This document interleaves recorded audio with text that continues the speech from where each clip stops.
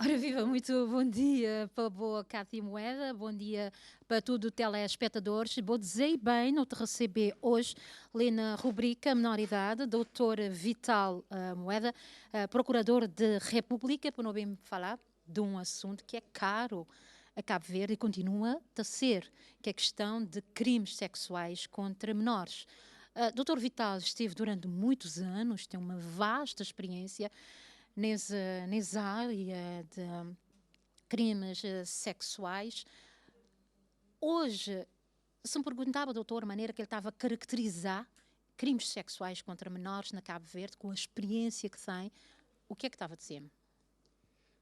Muito bom dia, obrigado pelo convite. Parece-me que está falando em crioulo, não é? Exato, eu não criou. Ok. Bom, da maneira que me estava a caracterizar este tipo de crimes é de muito graves. Cada vez que te aconteceu um crime, um abuso, uma agressão sexual, a própria sociedade te manifestasse indignação e o próprio sintoma, a própria indignação por parte da sociedade também te reflete nas pessoas que estão por detrás da investigação desse tipo de crimes, claro, com a necessária neutralidade, isenção, objetividade que te caracteriza a qualquer magistrado, mas que deixa de ser um crime grave e ainda bem que hoje, a mim enquanto magistrado, que durante o seu tempo, como a senhora Carmelita disse, e bem, tive de fazer de investigação, julgamentos e participação nesse tipo de crimes, e com alguma satisfação que hoje me estou a aprovação de um novo Código Penal e um novo Código de Processo Penal sensível, ou mais sensível, em relação a crimes dessa natureza, que é sempre grave. Falando na questão da nova legislação, que te aperta um bocadinho, qual é que os pontos mais essenciais, mais sensíveis, tanto no Código Penal como no Código de Processo Penal? Há vários pontos bastante interessantes. Eu estava a começar no âmbito do Código de Processo Penal, que, por exemplo, também deixa mais claro a urgência e a prioridade de tratamento por parte do Ministério Público, dos tribunais, de órgãos de polícia criminal e que também te trabalhar com essa matéria, que quando, por exemplo, no artigo 60 do Código de Processo Penal, ele também diz que a partir do momento em que é dado um conhecimento de factos que te podem consubstanciar crimes de abuso ou agressão sexual ou qualquer outro crime sexual contra menores, ele tem que ser denunciado ao Ministério Público no prazo de 48 horas. E ele é uma denúncia que é obrigatória por parte de profissionais da administração pública, por parte de órgãos de polícia criminal, por parte de autoridades judiciárias e também por parte de autoridades de saúde, por exemplo, como médicos, enfermeiras ou qualquer profissional de saúde que, por causa do exercício das funções, este tomar conhecimento de um caso de crime sexual contra um menor de idade. E também é bastante interessante olhar que o próprio Código de Processo Penal fazer questão em pôr nessa norma positivada, ou seja, na norma escrita, mas que te conta o sigilo médico para esse tipo de casos, ou seja, um médico que pode refugiar nesse sigilo profissional com o seu paciente para que denunciar um caso de agressão sexual ou abuso sexual ou qualquer crime sexual contra um menor de 16 anos de idade, para que denunciar ao Ministério Público.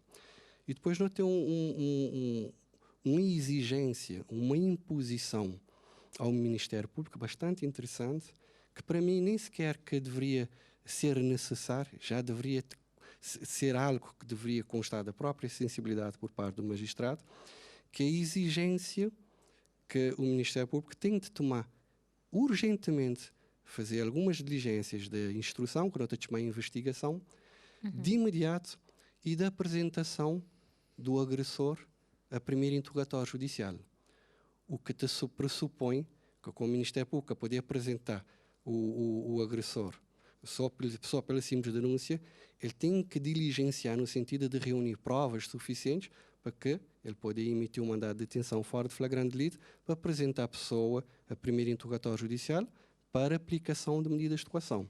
Mas lei que basta nesse sentido livre. E isto é que é o importante de dizer, que para além das diligências urgentes que a lei também obriga o Ministério Público a tomar em relação ao agressor, mas a lei também exige ele também para tomar cuidados com a vítima.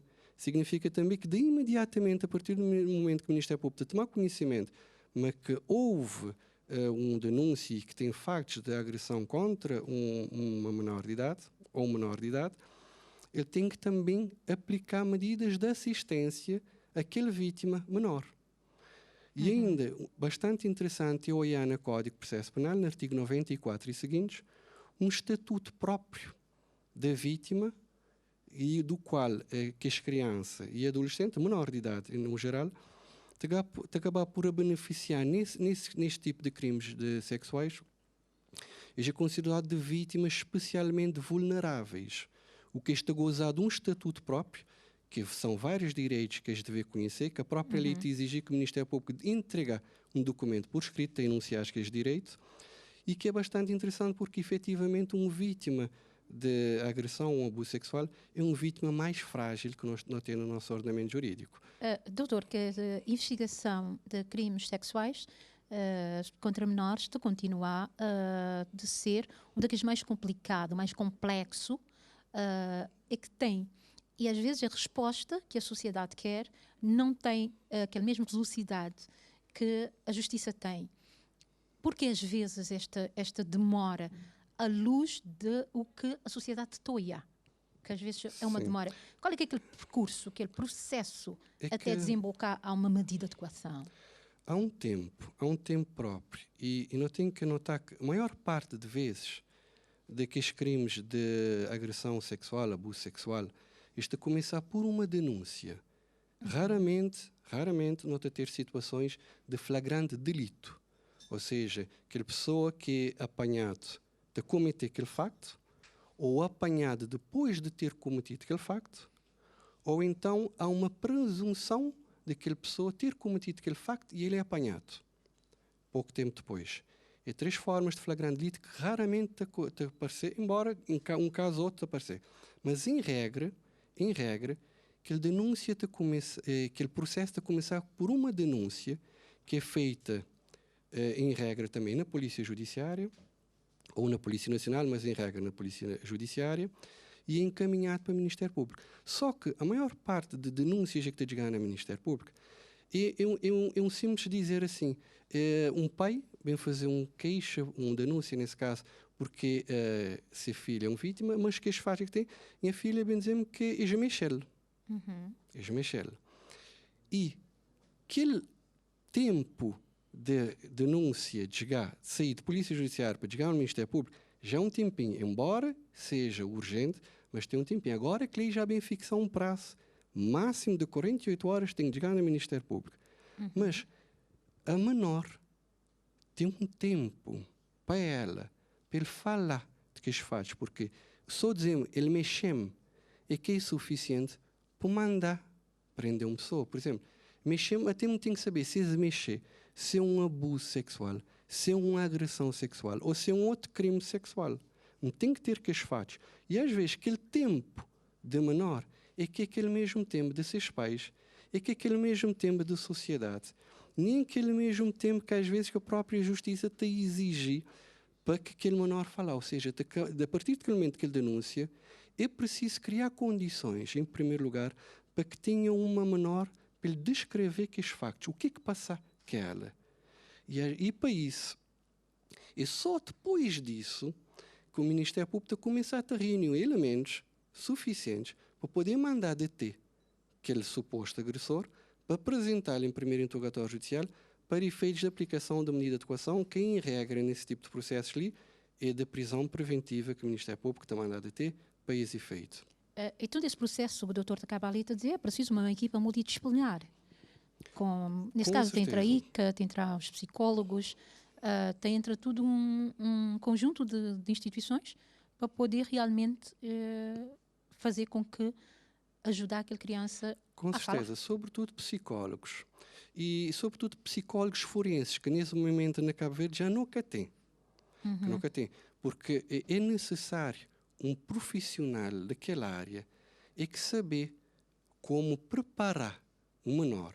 Porque a lei te diz que o menor ele é ouvido pela autoridade judiciária, que é pelo juiz ou pelo procurador da corte que faz em que processo te encontrar. E a preparação do menor é muito importante, porque, por exemplo, aquele menor, a hora que ele prestar declarações, não tem que procurar e evitar aquela revitimização da vítima, ou seja, aquelas várias audições. E eu vejo pessoas a dizer, não, pessoa, já fui ouvido na polícia, já fui ouvido para seus vizinhos, já fui ouvido para seus pais, muitas pessoas, e ele está a ser ouvido na justiça, mais uma vez. Uma pessoa tem que entender que aquelas declarações daquele menor e que tem toda a relevância para o processo, é aquele que é prestado na justiça. E para que lá é importante ela ter um acompanhamento próprio de um psicólogo forense, como estou a dizer, nesse momento nunca tem na Cabo Verde, e a hora que nunca tenta tornar mais difícil a preparação da menor, e depois a própria pressão dos pais, às vezes, que tenta criar aqueles interesses incompatíveis entre a menor e os pais, que a própria lei te exige, nestes casos, não tem que afastar pais, nomear um advogado, um patrono, para menor, porque muitas vezes há interesses conflituantes, e aquele menor precisa daquele tempo, porque a moda não te costuma a dizer, ora com um próprio mulher adulta, se ele é violado hoje, amanhã, a última coisa que ele quer falar é a respeito do que queres fazer no dia anterior. Aquele menor também não tem que respeitá-lo. Mas já me tive casos que menores demoram mais do que um ano para ele abrir boca, para ele falar. E me tem que respeitar esse tempo. Então, durante todo esse ano, botem aquele suposto agressor em liberdade. Em liberdade. Porque ainda ele quer constituir arguido. Com certeza. E doutor, essa conversa é super interessante, o tempo é pequenino, tinha um tema bastante importante que não podia ali falar também, que são as medidas de coação, mas com certeza estou a ficar para uma próxima oportunidade, não estou praticamente na fim dessa conversa, eu fiquei quase início, quase fim, é um tema muito, muito complexo, que é a questão de crimes sexuais contra menores. Tem uma coisa que o doutor dizia há dias, que ele está a fazer rapidamente o rodapé. Antes de um crime desgar, antes de ele ser cometido, ele desgar lá de cima, responsabilidade é de quem? Muito rapidamente. Tchau daqueles crimes sexuais, quando este é cometido no seio familiar, ou seja, quando que é um pai, ou uma mãe, ou um irmão, ou uma pessoa próxima do interior de casa, que cometê-lo, eles podiam ser facilmente evitados, ou evitáveis.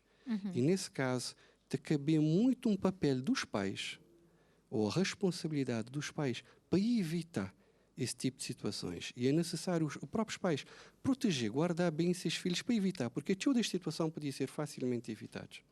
Maldonzi é um tema muito complexo, que te exige mais tempo, te exige também uma próxima presença ali, para não falar sobretudo na questão de medidas de coação, que te a sociedade de cabelo em pé, porque pessoas às vezes que te entender porque é que a justiça está a tomar aqui as devidas medidas, enquanto medidas de coação. Obrigada, Dr. Vital, pela presença ali na rubrica Menoridade. É um prazer enorme tê-lo aqui para falar sobre esse cheirinho apenas, sobre crimes sexuais. Então fica ali, sem dúvidas, essa rubrica Menoridade, um cheirinho apenas daquilo que pode ser tratado mais outras vezes, que em relação aos crimes sexuais contra menores na Cabo Verde. Bom dia.